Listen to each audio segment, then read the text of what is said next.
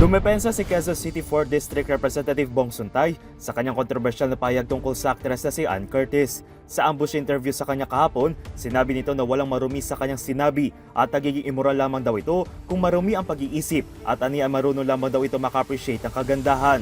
Sa isang panayam naman sa isang media outlet, sinabi nito na dapat i-take as compliment na naturang aktres ang kanyang naging pahayag. Pinanindigan niya rin na wala itong nakikitang mali o immoral sa kanyang sinabi at wala rin daw umanong temang sexual sa kanyang tinuran.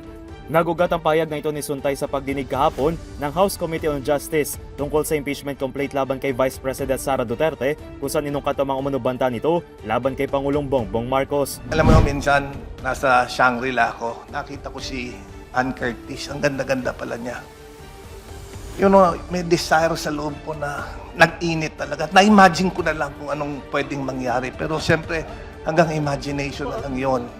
Pero, di naman siguro ako pwedeng kasuhan dahil kung ano-ano yung na-imagine ko eh.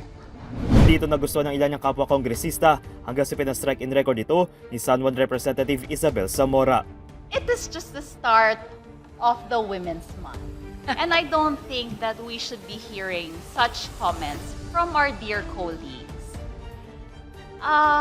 We are not censuring anything, but we are reminding them that, in fact, we should support women by not saying these statements.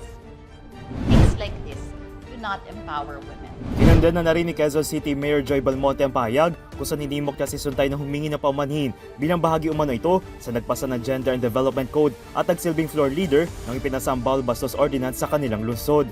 Hindi rin sang-ayon dito ang House Committee on Women and Gender Equality kung saan kinukondena nito ang pagturi sa mga babae bilang object for sexual imagination at biktima ng mga sexist na mga pahayag. Naglabas na rin ng pahayag si Senator Risa Ontiveros na bilang may akda ng bawal bastos law ay ginitito na bawal sa batas sa mga gender-based harassment at huwag gawing normal ang kabastusan. Pareho rin ng sentimiento ni Gabriela Party List Representative Sara Elago na kinundena ang ganitong pagtrato sa mga babae. Bukod naman sa public apology, nais ng Philippine Commission on Women na dumalo si Suntay sa isang gender sensitivity training na isang hakbang daw upang maintindihan ang panganib sa likod ng ganitong mga pahayag. Samantala, una na rin pumalag ang ilang mga personalidad, kabilang kapatid ni Anna si Jasmine Curtis Smith na aniya ay hindi dapat maging lugar ng emanasyon sa kababaihan ang espasyo ng pamalaan kung hindi maging espasyo upang talakayin ang kanilang kontribusyon, ideya at pamamahala.